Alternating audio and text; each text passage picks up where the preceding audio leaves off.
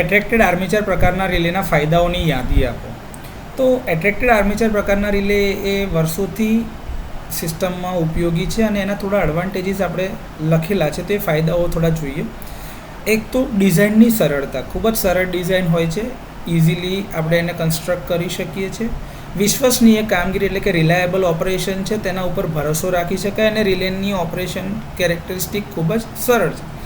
મજબૂતાઈ, એક તો એનું કન્સ્ટ્રક્શન એકદમ રગેડ છે, એટલે કે એની ઉપર બહારના વાતાવરણની અસર ઓછી થશે, પરંતુ એના કન્સ્ટ્રક્શન ખૂબ જ મજબૂત હોવાના કારણે એ મિકેનિકલ વેર એન્ડ ટેર સહન કરી શકશે.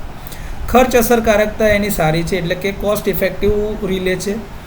એપ્લિકેશનની ખૂબ જ વિશાળ રેન્જ અવેલેબલ છે, એટલે તમે ચાહો એ પ્રકારના પ્રોટેક્શન આ પ્રકારના રિલેને સાથે ઇન્કોર્પોરેટ કરી શકશો.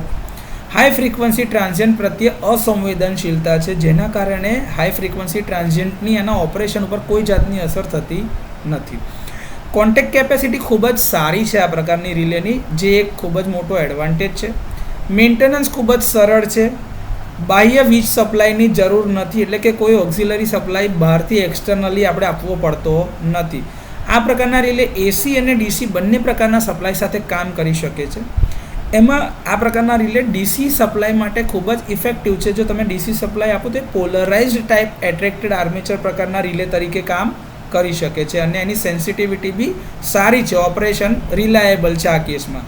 તો આ થોડા એડવાન્ટેજીસ જે છે એટ્રેક્ટેડ આર્મેચર ટાઈપના એ છે. પરીક્ષામાં પૂછાય તો સારી રીતે લખી શકાશે.